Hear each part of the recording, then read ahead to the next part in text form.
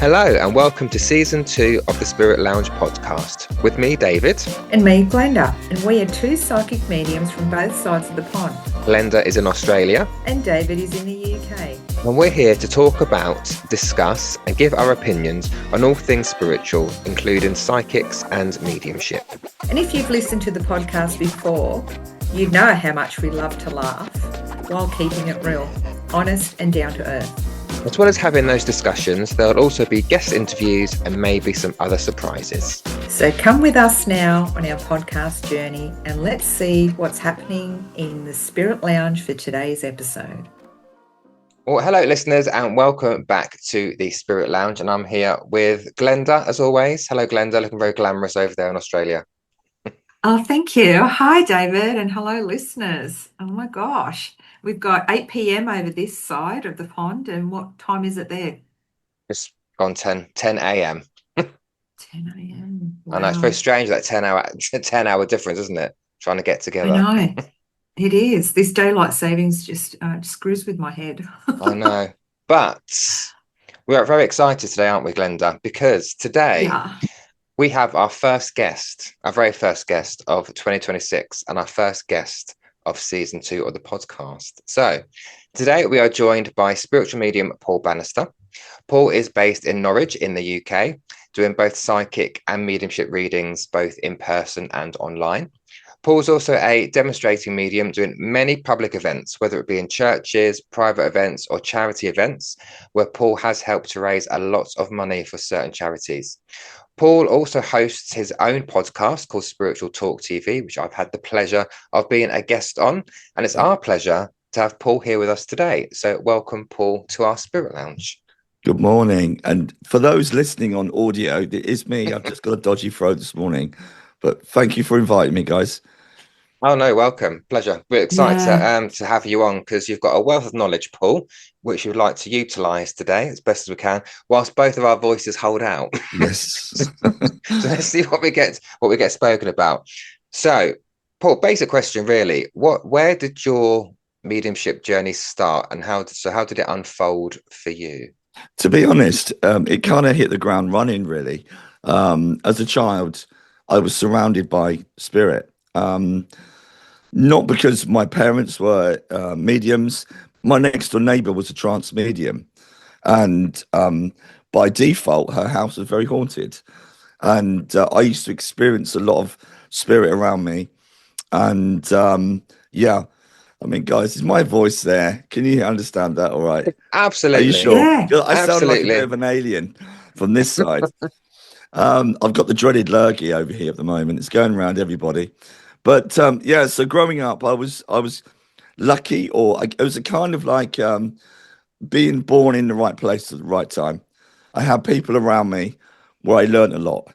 I saw a lot. So I was always open-minded to the spirit world.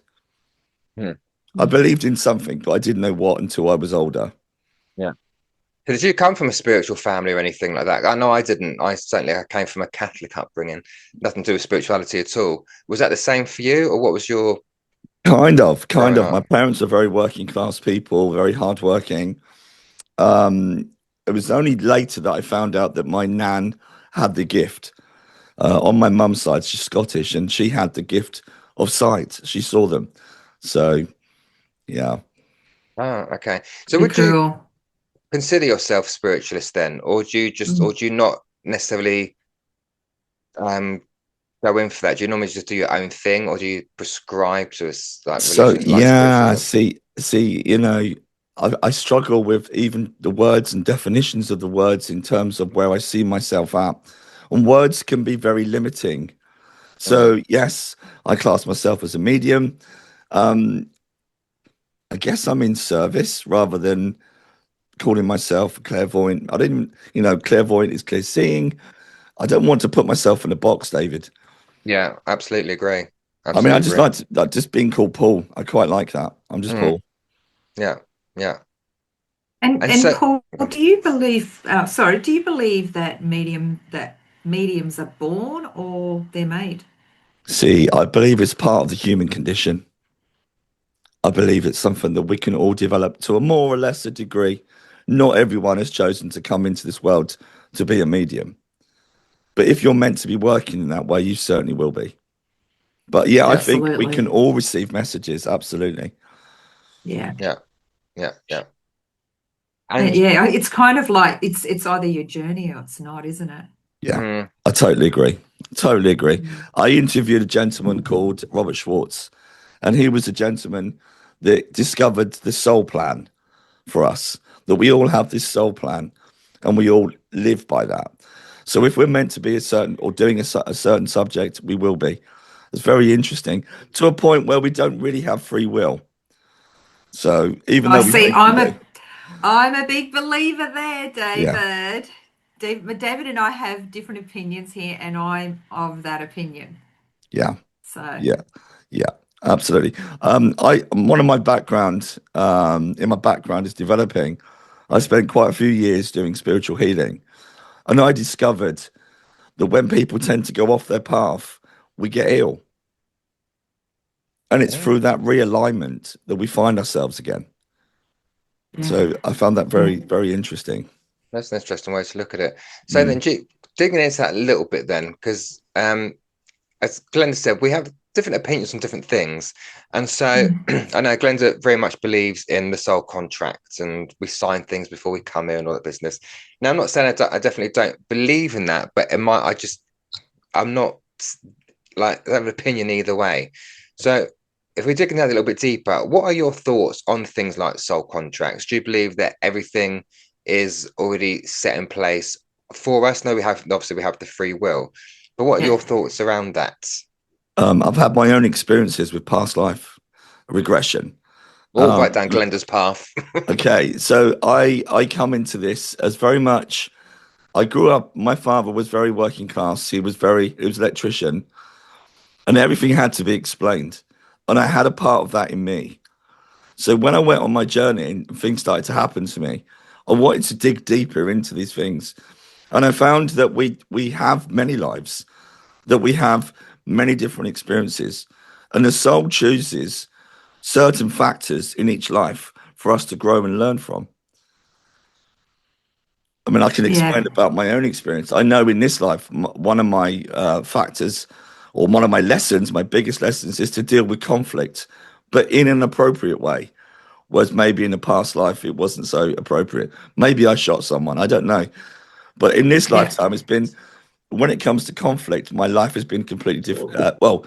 Quite difficult aspects of it with conflict that I've had to be almost step back and assess everything that I was doing. One in particular, I brought my children up on my own. I had a very difficult experience in my personal life.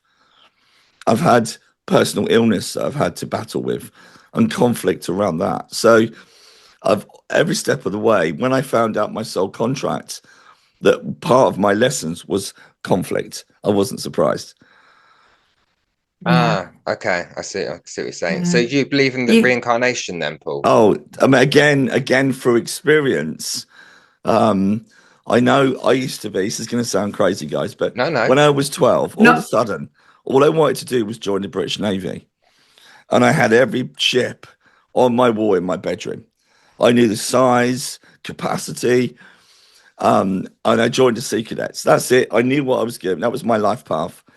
I got to 16 and then decided, no, this is not for me.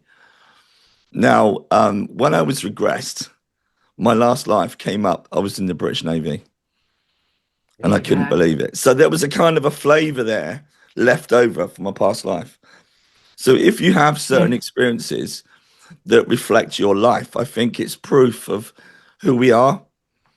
Does that make sense? Absolutely. We do carry essence of it through into this lifetime. Yeah. And it makes a lot of sense because I do the past life regressions and just people coming and working on themselves or wanting to work through certain, even if it's just confidence, and regressing them.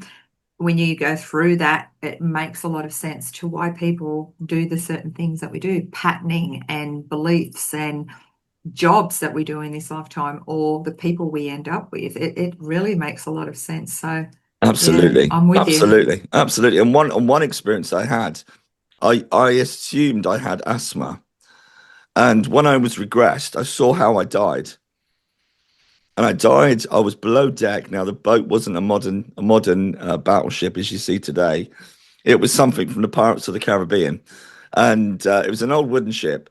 And I was below deck. I got into a fight, and as I got into this fight, they used to carry hot barrels of tar to keep the deck sealed. Obviously, being wooden, they're very porous. And I got into this fight, and the oil hit me, burnt through my chest, and that's how I died. And after that moment, no more asthma. No, it was completely released. It was a memory. It was a traumatic memory that my body held, or my auric field held on onto. Yeah, So absolutely. I've not had it since. It's been gone ever since. And I actually felt that come away from me. So again, David, that was enough evidence for me to believe, hang on, there's something in this. Yeah. And do you know what I find that the males that I do the regression and that work and the actual physical healing, males seem to respond better than females is what I'm finding through my regressions. Interesting. I feel that I find females, seem to be in our heads. We overthink things. We need to like understand it. But the males that I do or have done, it makes sense and they release instantly and they don't overthink it. I don't think males are in that. You know what I mean? Compared when I think about my husband, he's not in his head. It's just like bang, bang, bang. But us females, we tend to overthink things. So I find males really, really do well with regression. Yeah. Yeah. It's an interesting concept. And I believe that we can hold on to certain aspects through past lives, but not always the bad things, also good things too. Things we've achieved, I believe we hold on to. I mean, it was Edgar Casey, the sleeping prophet, who first became the gentleman that would go into our Akashic records. I mean, I used to assume that was a human concept for us to understand that, but who knows? The soul may have that within inside ourselves. So it's an interesting aspect of regression in terms of the human condition or the reality of the human experience. Yeah, mind blowing. Absolutely. And Paul, have you how do I want to question it? Do you those things that you've learned through those experiences and through those regression of things, have you been able to use them with your mediumship, or is it something separate? So we all say we know, like, we learn lessons and we can do this. So do you think it's helped your mediumship in some way, or do you bring it into your mediumship in any kind of way? I wouldn't necessarily say yes, that's an aspect that's helped me. But I believe on a level it would have helped me somewhere. Healing is releasing. You know, we rise higher when we let those sandbags go. We rise. So on some level, yes. And that's quite simplistic, I know, but it's an interesting concept, and I love the idea of it's all about self-healing and about self-growth. And in modern times, everybody's out there looking for better performance in everything we do in life. And sometimes we neglect the inner world. We focus on the outer world. We focus on the body. But actually, the inner world is as important as the outer world. Yeah. Especially going into the world of mediumship and putting yourself out there, being vulnerable and facing all of those sort of things. If you don't do the work, I don't feel you're going to last, in life. A lot of people don't. Oh, I've been in pubs where there's been a fight and the lady come up to me at the end. How did you carry on when they were fighting? Oh, it's fine. So, I've cut my teeth on a lot of different types of demonstrations. And it's certainly, people can be a bit, sorry guys, but some people believe that we shouldn't work in pubs. Now, I know really famous mediums that do. For me, it's about how do we reach those people that wouldn't normally come to a specific event. So for me, it's about bringing that light, just that possibility that something within them might awaken. So I'll go anywhere. Yeah, it's true, because you're not going to get everybody go to a church, are you? Yeah. If you're not, Yeah. because I think when people think spiritualist churches, they think, oh, it's going to be churchy. And look, Yeah. some of them are, granted. But I think, yeah, you're right with those other venues like pubs or village halls or whatever Yeah. else. You expand that reach to I more think people it's a than. good. Sorry, David. I think it's a good balance to do all. Don't forget the churches. Mm, Support the churches. But if you get yourself a name and you're working in your community, when you go to that church, you bring more people to that church. Yeah. So it can work in two ways. yeah. So it's trying to see the positive in that. And how different for you, Paul, is it from working in a church to then doing your own private events? What are the main differences for you? Well, to be honest, I always, when I work in a pub or a club or a community centre, I always asked that the angels create the energy for me to work in that protected space. Okay. Um, Obviously, working in the church, it's there already. It's Mm, beautiful. It's easier. It's more powerful, and it's uplifting. But if I can bring it even half of that power into a public house or a community centre, I think I've done the job. And yeah. I think ultimately it's always about service. It's always about service. Yeah. Yeah. Do you find it more challenging, like when we demonstrate in a spiritual church, a lot of people there are mediums themselves, or they're, Yeah. in there they're developing, or they know the go or the flow of, when you put something out there, or you look outside the box, they're really open to it. But when you go and do an event in a place like a pub, or, a different place that you've hired, you're going to get people from all walks of life that don't normally know the flow of what to understand, or be a bit more skeptical. Do you find it a little bit more challenging in that way? Totally, because you've got to educate the public before you start working. I always use that. Let's go on a journey together. And once you set that stage, once you set that idea of how you're working with the public, generally you'll find they'll work with you. There's always a balance of not being too funny, but be funny, get people to like you, and enjoy the experience, but not also taking away the magic of communication, because it is a miracle. Yeah. It's a It miracle. is. Yeah. It is. Yeah. So I'm also aware it's not entertainment, but it should be entertaining at the same time. Do you know what I Absolutely. mean? So it is getting that balance, because again, as Glenda said, you'll get people that go who are completely antagonistic, or will sit there with face like a Absolutely. smacked ass, arms folded. You think, okay, Yeah. Absolutely. I've got to work with this person over here. The whatever you do, don't shy away from those people. Obviously, there's body language, and we can read someone. We can't help but cold read someone. It's our human instinct. And we are in a vulnerable position when we demonstrate. And you Yeah. don't want to go to that person but what you'll find, if you trust your communicator and trust that message, you'll find that the body language, the way they're shut down, is because they're so vulnerable Mhm. and they're looking for that person. But actually, they don't believe in mediumship.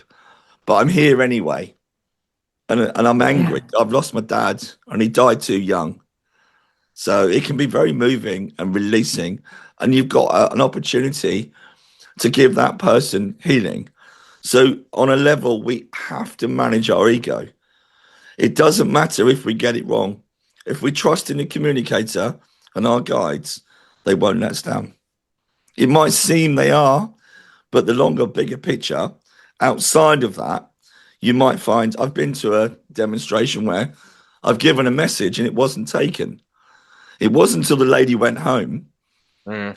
that the information was confirmed. And then I got a phone call the next day saying how much it helped her and thank you very much. But of course, to the public, they You saw look, me getting it wrong. you look shit. Yeah. Yeah, yeah. And I'm No, it's like, true. guys, why did you do that to me? And I got put your ego away. Mm. There's a bigger picture here.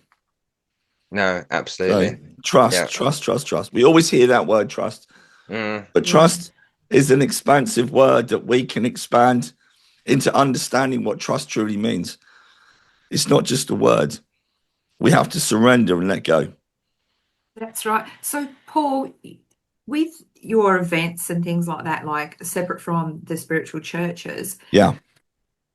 at what stage, or if I can put it right out there, when did you get the balls to actually book your own event and go, you know what, I'm going to do it. I'm just going to book this event and see how it goes. Like, what advice would you give someone there that is maybe thinking about that? Well, I enjoyed the churches, and I started off in the churches. And it wasn't until I started to get asked to do charity work that it showed me, actually, you can do this. And then I was getting asked more and more and more. And I thought, okay, why not just, go off and do it myself as well. So I'm now full time at this. And touch wood, I'm still here. I'm still surviving. But very busy. I'm very busy. Yeah, You're I very am. busy. I did 97 demonstrations of all different types last year. Wow. So, and I had a month off as well because I was ill at the beginning of the year. And that's another thing. You've got to manage your energy and your physicality. Absolutely. You've got to look after yourself, guys. Mm-hmm. Yeah. How do you do that, Paul? What's your do you have any rituals, or what's your go-to to keep First of all, learn healthy? to say no. Yes. Learn to say no. Yes. And you can't be all things to all people. Mm-hmm. But it's really hard to say no when someone comes and you've got a great charity and you really feel that compassion for them. Mm-hmm. You can't always do it. So that's the first thing. So try and work out a balance of, maybe give yourself, I'll do so many charity events, I'll do so many. And then gives you a boundary to work with. So build your boundaries and then make sure you have time off in between the demonstrations. I've had weeks when I've done 4 or 5. I can tell you by the Sunday, I didn't want to get out of bed. But it also like David. Yeah, and it reflects on the quality of your mediumship too. So sometimes we have to think of that we're not actually serving spirit, we're serving ourselves. So it's always difficult because we don't want to let people down. Even today, my voice is so bad, but guys, I didn't want to let you down. And thank you for letting me come on with this dodgy voice on here this morning. You sound absolutely fine. You sound all right. You sound absolutely fine. Paul, I've watched you for years, even when I was on SBTV, and I've watched your podcasts and your lives and that, and I've always had such a great respect for you. I always thought, you always come across so genuine and so kind, and you're easy on the eye as well. I'm sure other people can say that too. Well, I appreciate that. It's all in the camera work, it's all in the camera. But I feel like, and I'm not in the UK, but just being over here and what I see, I don't spend on too much time on social media, but your presence has such a great, you've really worked hard for getting to where you are and for your name, and I think that you're very well respected in the community is what I pick up, and I'm sure that's right. Is that right, David? You just, when you're there, you give 110%. So, thank you for doing that, and for helping so many other mediums step up to the plate. So, yeah. Well, thank you. Checks in the post, by the way. Thank you for that. Okay, but I don't go out of my way. It's funny, people say really nice things, and it's lovely when they say that. I've also made some mistakes along the way. And that's part of my own growth and my own learning. So when I created Spiritual Talk with Anthony, a good friend of mine, we were seeing lots of stuff that were on, say, TikTok, and no disrespect to TikTok, because it can be a powerful platform if used in the right way. It's like anything. It's trying to find that balance to get it right. I run a circle. I support the guys in my circle. I've got 2 guys now that are now serving churches. Now they were competent before they came to me. They just needed that push, and that's kind of what I'm passionate about. Tony Stockwell once said, and Tony, if you're listening, it's because of you that inspired me, that you can't get enough good mediums. There's a lot of mediums, good, bad, and indifferent. Now, the indifferent ones are not because they're rubbish. It's because they might need support in other areas. So no one is ever bad. I'm always thinking everyone is there. If you come with an open heart, you're rewarded. So I don't know. Have you been on Instagram? Well, there are some shockers out there. There is. Can I tell you the story of one I saw, which is why I created Spiritual Talk? Yes, please. There was a lady in the deep south of America, and she was using a pendulum, and she got a question from this lady who said, "Is my husband cheating?" And she said in her deep southern accent, "Look here, it's saying yes. You get ready for him when he comes home." And all I could think of was this poor man getting home from a hard day's work and his wife waiting on the porch with a shotgun, and his bags are packed. All because of a pendulum on TikTok. So I think we have a massive responsibility that what we say affects people, the vulnerable. And that's another thing, grief. Grief is something a lot of us will run away from until we experience it or try to understand it. It's not until we experience it we understand it. So therefore, the professional ethics within mediumship is so important, but is overlooked, which is why I mentioned TikTok. No, look, me and Glenn have gone about this all the time because it really winds us up. The things you hear, and as you say, our words are powerful. As our good friend Bill Hughes always says, our words have the power to uplift or destroy, depending on what you say and how you say it. So it's really important that we do consider those ethics and just the professionalism that should also come with this work. So with that said, Paul, now I know there are many people out there who say there are no good mediums or bad mediums or whatever. But I think if we're realistic, if we look at what goes on these platforms, there are bad mediums. I'm really sorry, but the things that there are, and the things they say. So my question to you is, what would you consider to be a good medium? What would you expect to see from a good medium? And look, I know that we all say we all work differently. That's lovely, but sometimes the things that come out of some people's mouths, I would not consider them to be a good medium at all. So you've got the variety of mediums, haven't you? You've got your spiritual church mediums. You've got your professional mediums that are doing the big theatres, and you've got genuine, honest people that just want to be in service for spirit. I'm not saying those in church don't. Of course they do. But they know one way. And the same with entertaining. So we can end up being lopsided. I think it's important for us all to experience all aspects of mediumship, whether it's a theatre, whether it's a spiritual church. And then comes the level of honesty within your mediumship. I hear people say certain things and I'm like, you're not actually got the link properly and you're giving this information. You need to be honest, especially in a difficult situation. For example, I'm aware of when people are murdered. I'm told, but I have to be honest with what I'm being told.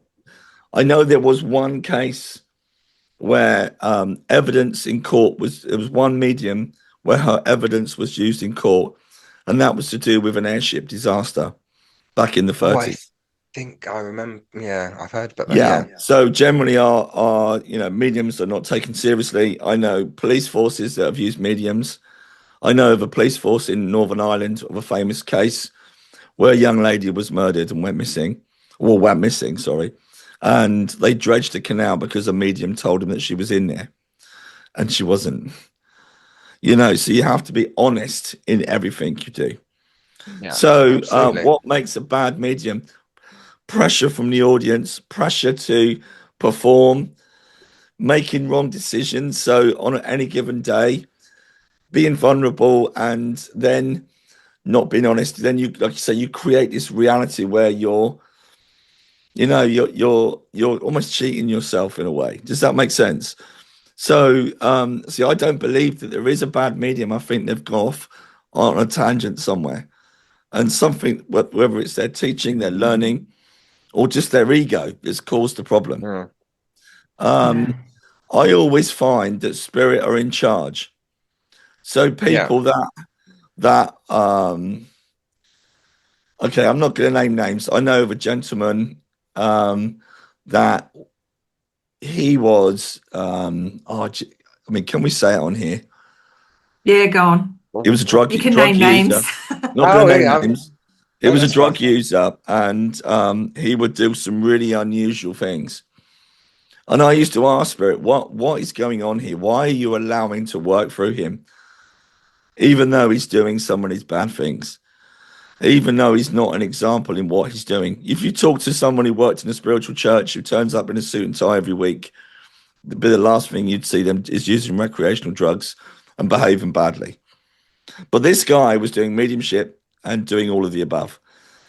And the Spirit said to me, sometimes we have to work with people to get to vulnerable people that wouldn't necessarily go to different types of mediums. And they told me not to judge. Do not judge. There's bigger picture. And I thought, okay, fine. Because it used to irk me, and it shouldn't really. And long story short, I'm trying to word this so I don't get into trouble, but he's now going through the court system and they're no longer using him. So, or being a part of what he's doing. So, is that justice? I don't like the word justice, but yeah. And I'm probably an extreme case, but I generally find people that are not willing to learn, not willing to grow, and the growth has to come alongside mediumship, or the mediumship drops away. So, coming back to your earlier question, I think the growth comes if we're meant to be doing this as well. If we've signed up, we've said that we work and serve in this way, the growth will come naturally. Yeah. But I think for some people that are want to see, people come to mediumship for all sorts of reasons. When you look around a development circle and you ask why are you here, they've been to see the local medium at the church. They loved it. They was inspired. But what actually is it? You want to become this. You want to do this. But what is it? What's your motivation for you to do that? So people need to question their motivation before they come into it.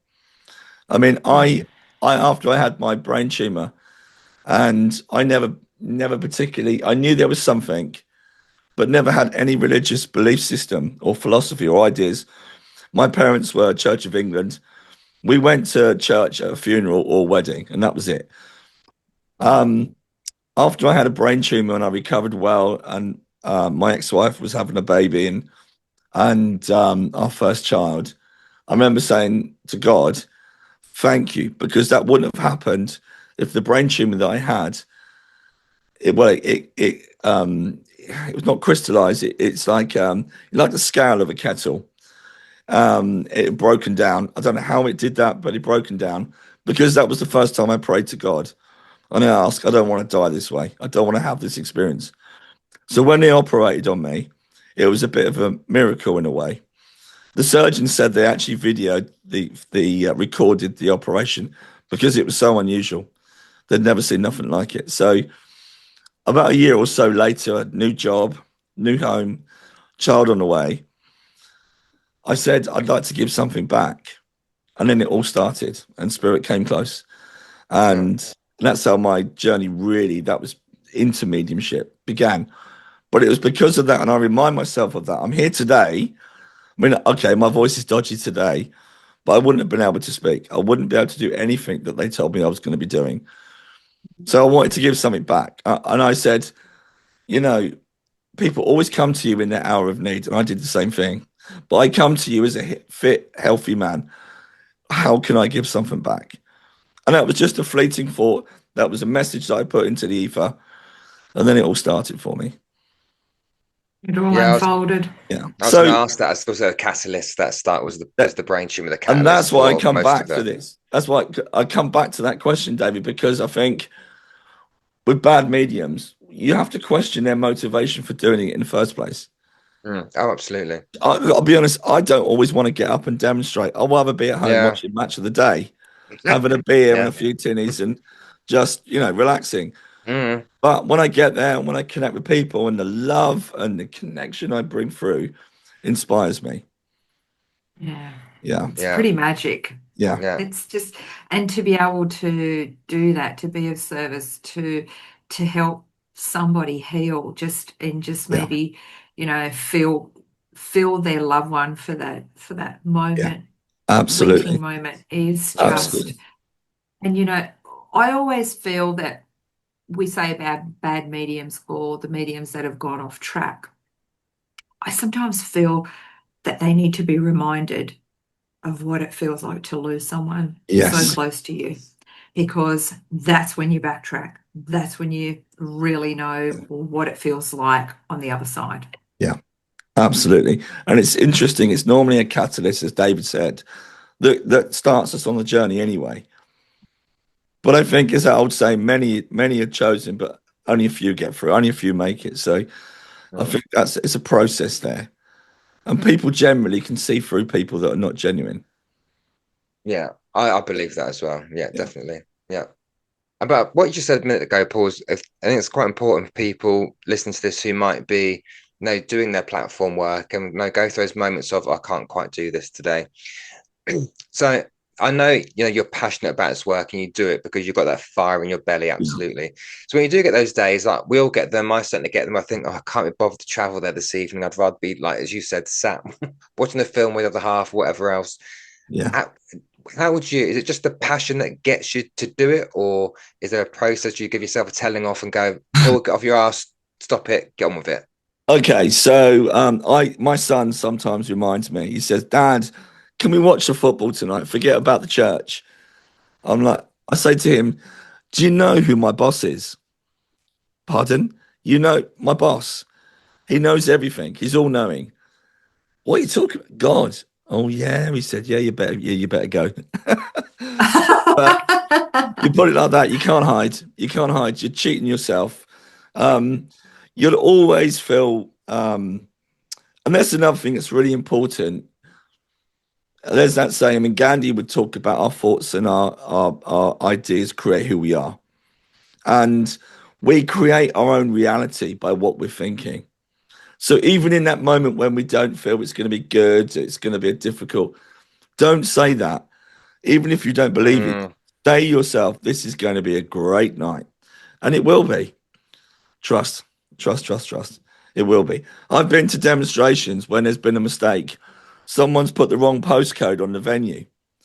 And then 20 people have turned up because you've got about 30 people ringing up going, where is it? We can't find it. So you've got 20 people in an audience. And they could be the best nights ever. So don't have that. Don't be deflated. There's a reason why everything happens. And just go with it and watch the magic unfold. I just remind myself of that all the time. And something else, another medium said that as well, is that we shouldn't be going to Dems, whether it's in the church or wherever else, going, what if this goes wrong? What if I can't get that link? What if no one turns up? What if spirit are not? We shouldn't be saying that. We should be going saying, actually, so what's going to happen tonight then? I wonder what's going to come out. What's going to be said? And what's the end? And change that mindset, shift the mindset. So I think so really for me, on the journey, there'd be thoughts, ideas of positivity. I always ask for messages of love, hope, and healing for positivity. Obviously, life isn't fluffy, so those difficult messages do come sometimes. But generally speaking, as a man thinketh, he becomes. So don't waste your energy on negativity, because you've got that little voice inside you it's just yourself doing it to yourself. You're draining your battery. Okay, put some beautiful music on, sing out loud, just enjoy yourself. And your bounce when you walk in there, that's infectious. And that audience connect to you because you're funny, you're alive, you bring laughter. Yes, you bring tears because it's important, but you bring that right balance and you enjoy yourself. Yeah. Do you still get nervous, Paul? That's or all the time, all the time. So that's when the negativity, I'm nervous, it could go wrong. Even things like acoustics, because I use microphones sometimes. I did a demonstration for a radio station for charity, and they put me in a corner of a room next to two speakers, and a microphone, and I was getting feedback all the time.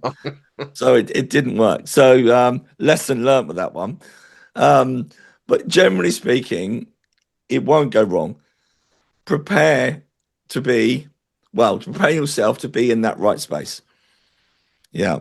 AC/DC can work sometimes, but then so can beautiful classical music as well. So whatever your mindset, feel the music, feel that love, connect to spirit. They'll love it. Absolutely. Yes, as David would dance to Janet Jackson, I think here. That's it, absolutely. Wow, that's a blast from the past, David. I love Miss Janet.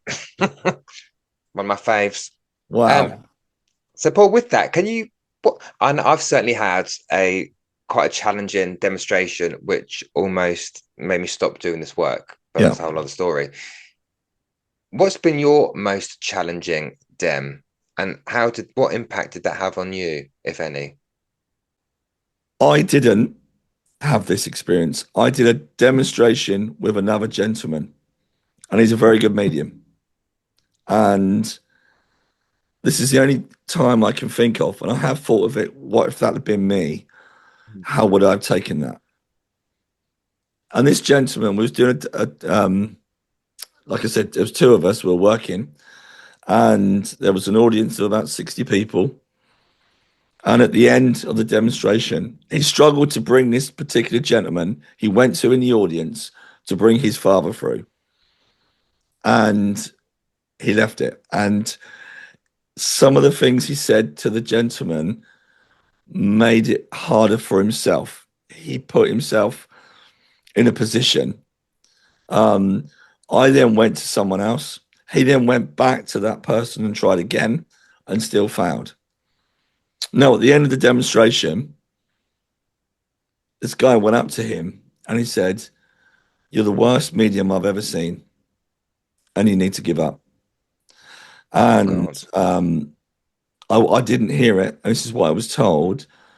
And he said, "Why? Because you're a non-believer." So he went, No, I believe, and I've seen many good mediums." He said, "But you're the worst medium I've ever seen," and walked out. Oh, that's so sad. No. And I had to speak to him afterwards, and I said, "Okay, so what about the 100 messages that you gave that everyone loved? You've now focused on the one negative because he's having a bad day. And for all you know, his dad could have just died. And he really wanted his dad to come through." But we do. We focus on that one. Yeah. We do. Now, thankfully, he's still working. He's still doing well, and he's quite successful. So I'm pleased, but he could have walked away from that for that one guy, that one time. So it is. It's devastating. Like to hear a comment like that. Like all of us have experienced something along those lines of being kicked in the balls. Yeah. It's a gut punch, isn't it? To hear that. Absolutely. Face. It hurts. Yeah. And we really take it personally. And I am sure every medium that is listening to this would say, I take it personally. Oh, how could you, maybe we shouldn't take it personally, but we do. It really hurts because, I mean, he would have really tried, and sometimes we just don't get the connection. Not only that, with mediumship, there's one way where it works. We know how we work. And yes, we can learn to develop and work in different ways. If we can't do it one way, we can go in through a different way. But generally speaking, there's 5 or 6 different ways of bringing a message through. But there's also 100 ways of getting it wrong. You could be ill. You might not be feeling it. You might have had an argument with the wife before you came out. All these impact your experience. So getting that balance right can be difficult. I'm trying to think of it. Might have been Estelle Roberts, but I can't remember. So guys, you might have to leave it in your comments. Let us know. But there was a medium that said you can do 5 readings. 2 will be excellent. 1 will be good. 1 will be average, and 1 you think you wish you never tried. And that's coming from one of the best mediums in the world. When she was here, bless her, Estelle Roberts. I'm pretty sure it was Estelle Roberts, but I'm not 100% sure. So for someone of such level to say that. It just gives you an idea of, you know, don't be hard on yourself. You will get it wrong. And there was another gentleman that quoted this to me once. Not everybody is for everybody. I There's some always say people that. sometimes you can't read, Mm. you know, and that's absolutely fine as well. But yeah, it Yeah. happens. It happens. I always say that Yeah. I might not be the medium for everybody, but I'm the medium for somebody. Yes. Yeah.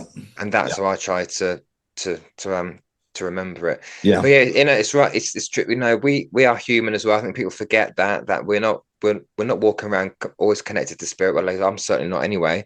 You know, we're all living a human life. We've got families and all that stuff going on, and so you know, Yeah. we've got with a human life comes human issues, And that's which we've all probably, got going yeah. on. And that's probably been my biggest challenge is my own personal relationships and then having to work as well, mediumship. And that can be really difficult. Managing your personal life with spirit, that's difficult. Yeah, Yeah. definitely. But having said that, again, the first demonstration I ever did, a lovely lady called, hi Tina, if you're listening, she said, right, when you walk through that door, you leave all your rubbish outside that door. You shut it away and you go back through that door at the end of the night and you can pick it all up again. But leave your rubbish at that door. Mm-hmm. And I thought, okay, I'm going to develop a way. I just saw that as putting my rubbish into one side. I left it there. I kind of developed that in my mind. It helps. It No, I helps. agree with that, definitely. Because you know, Mm. you have a bad day and you think, well, I can't let my bad day affect my dem this evening. Yeah. So I've Well, got to work. there's different levels within the mind, your sub-minds, you know, Mm, sounds, emotion, connections. They'll all affect you. yeah, So absolutely. yeah. Yeah. All right. So Definitely. last couple of questions, Paul, before we get on to a few funny ones, and then You're good. we'll leave you for your voice to rest. Thank you. So look at what's going on. I mean, I don't know if it's fair if you've seen it, because I know you're on social media, Paul, but I quite like the fact that you're not on. I don't know if you are on TikTok or not, but No. I like the fact that Me either. you just do your own thing and you don't need to be in people's faces and doing all these videos and all this business. But from what you see in the industry, because it's been going to shit a little bit, I've got to say, when you look at all these arguments on certain platforms, from what you see, what do you think, if anything, that needs to change? Wow. Where do you want me to start with Or that go one? back Yeah. to wherever Wow. you Okay. like. Right. Okay.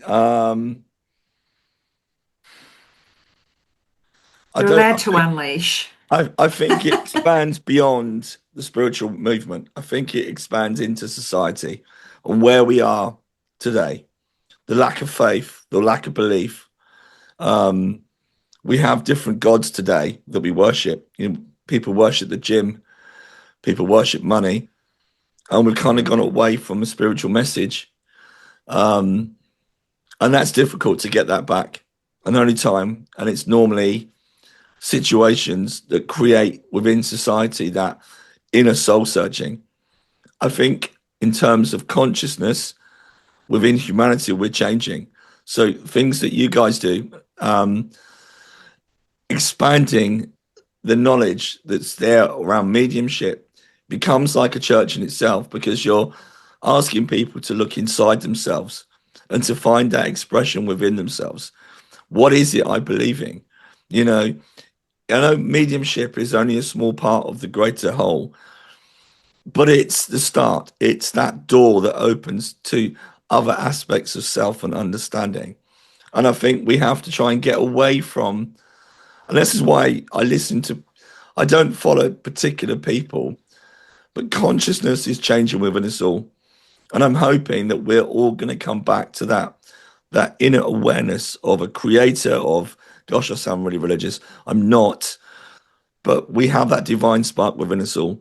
And if we can all find it and come together, and I think there needs to be, especially within mediumship, a better community, a community where we can all prosper and support each other, rather than it being about their ego, how good they look.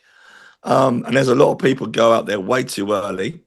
I'm still learning. I still have a mentor because I want someone to bounce off with and he's helped me grow as a medium as well with different ideas and challenge me. He challenges me. I love that. So I think it's about, not arriving at a place and time where a lot of mediums do. I'm here now. We have to constantly grow and learn. Yeah. So within the spiritual world, wouldn't it be lovely to have a community without boundaries, without the ego? It would be fantastic, wouldn't it? I'm going to pick on the union. They've kind of imploded, which is really sad. And, a lot of the tutors have left and have created their own place. It's almost like a mini Arthur Findlay College. Now, good luck to them, because at the end of the day, I think it comes down to the quality of your work and how you help the public and how you're being in service. So, and that's what it comes down to, how you're being of service.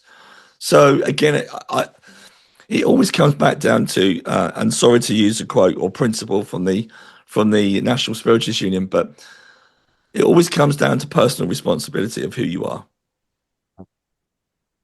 Yeah, I always say if you're that good, as you say you are, your work should speak for itself. Do you know what though, David? The saddest thing of all the people that I've interviewed and met, they're all really good people. They're all really, and whether we've had arguments or not, they're all really good people, all trying to do the right thing. Yeah. And I think if we can remember that and try to focus on that, we won't go far wrong. Yeah, it's so hard to, and I actually want to do that more, you know what I mean? Like, I think over the years we've all been hurt, we've all been stabbed in the back, those knives have come out and they've really hurt us. And it's hard to open that door again. And it's not about forgiveness, it's more about being vulnerable to be hurt again. Yeah. Like to put yourself out there, because some people don't change. No. And it's hard.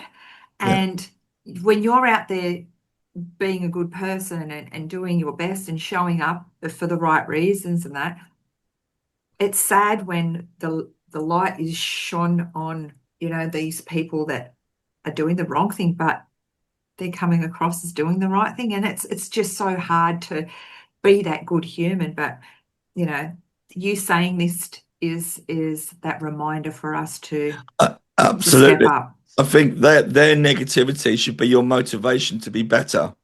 Yeah. And allow them to try and bring you down, but just keep doing what you're doing and don't let them shit on you from a high level. Keep doing what you're doing, turning up for spirit.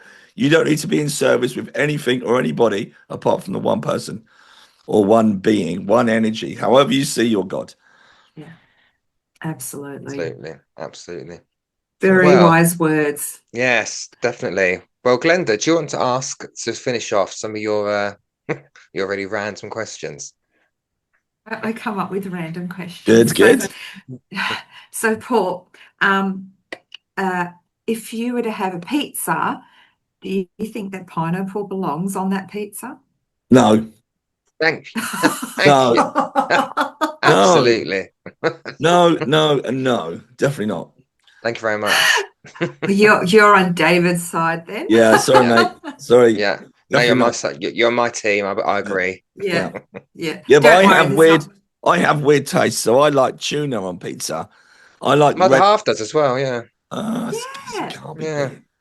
Someone else said that on the podcast. Yeah. And tell me, Paul, if you were to have a superpower, would it be to go back in time, freeze time, or something else? Oh my God. And why? Well, see, I'd love to go back in history, but unfortunately, I'd end up changing it.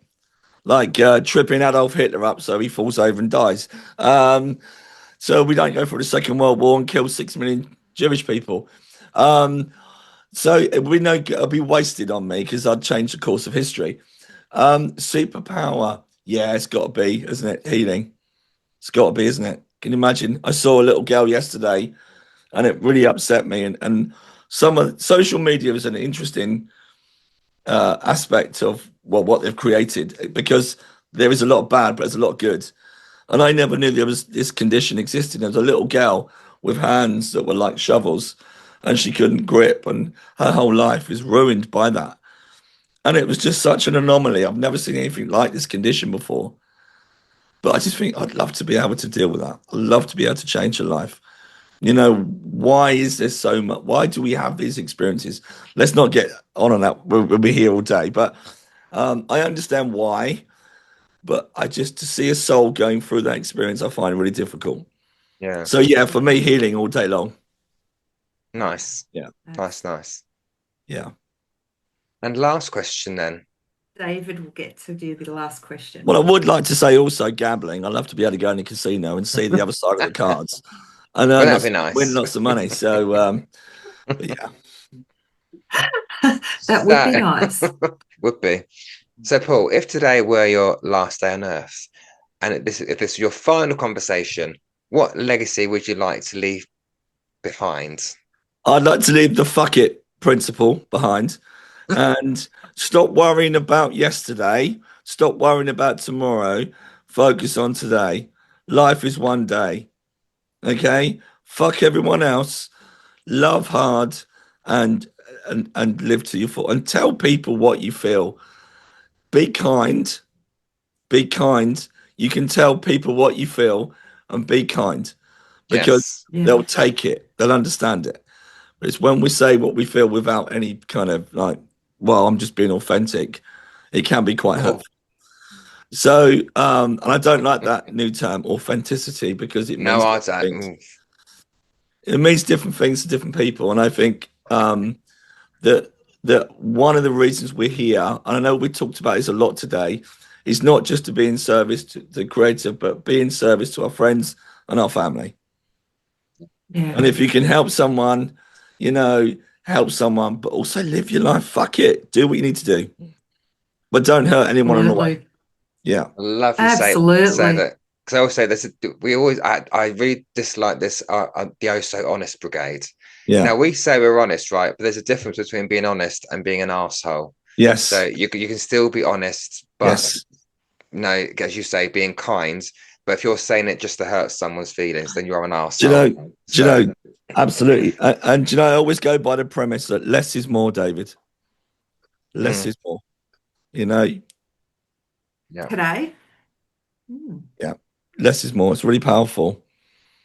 Absolutely. Yeah. Oh, thank you so much, Paul, for joining us. It's just been so great having you on and having that chat. We could talk for hours, except you won't be able to. Last thing, Paul, to ask. What you got coming up? Where can people find you? So I've had something really interesting happen. I've done trance over the years and physical. And recently I've had an experience where they're coming through and talking through me. I'll tell you afterwards because I don't want to say anything to the world yet. I want to keep it quiet. But I'm quite excited. So look out for me doing some kind of trance. Especially what's coming through. It's always, you know, I listened to Eckhart Tolle say once, it's not about who you've got with you. It's about the information that's coming through. If it gives you value to your life, it has meaning. So that's really exciting for me at the moment. Also, lots of demonstrations this year. And there's also 2 theatres booked. So I'm really excited about that. Oh, get you. Yeah. No, I do stalk, not stalk you. I do follow you on Facebook. So you are quite busy. You've got your posters up. So yeah. And where can people find you if they want to contact you? So yeah, paulbannistermedium.co.uk. I'm online. That's my website. Also, Spiritual Talk TV, Beyond Reality, where you can find David on there as well. Glenda, we'll have to get you on at some point. Yeah. I'm taking a break at the moment because we've got up to 25,000 subscribers. We're doing quite well on there. And we're just I'm thinking about using what I'm doing with trance to come through on there as well. So that's another, like I said, that's a really exciting. But yeah, loving demonstrating, working for Spirit. And yeah. Do you private readings? Yeah, I do private readings, yes. Okay. Yeah, this is going to sound awful, though I prefer demonstrating. I said the same thing. Like David. Yeah. I love it. It's just the buzz, the energy, the buzz, people. Yeah. No, not that I don't mind doing one-to-ones. I just love the whole Yeah.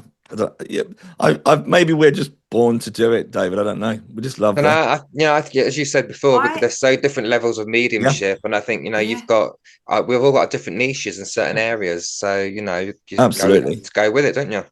Well, Paul, thank you very much for joining us today. We very much appreciate it, and appreciate all your insight and your wisdom as well, because you've got lots of it to share. So, with that said, Glenda, thank you very much as well. Yeah, thank you, David. Thank you, Paul, for being here. It's been pleasure. Excellent first episode. Pleasure, guys. Absolutely. Thank you. And thank you, listeners, and stay with us and join us again. We'll have some more special guests in the next coming episodes, as well as just random chats that me and Glenda have as well. So we'll see you all again soon. Thank you very much for listening. Thank you for joining us in the Spirit Lounge for today's episode. We hope you enjoyed what you heard. And if you did, please like and share the podcast. And if you can, please leave us a comment or review, as it really helps us out. And if you want to hear us talk about a particular topic or have a question you'd like our viewpoint on, then email them to us on either davidhmedium@outlook.com or glenda-marie1@hotmail.com, and we'll get to them as soon as possible. Lastly, if you'd like to connect with us individually and book our services, you can check out our websites. Glenda's website is www.glendamariepsychicmedium.com. And you can find David at www.davidhmedium.co.uk. For now, it's bye from me. And it's bye from me. Join us again soon in the Spirit Lounge.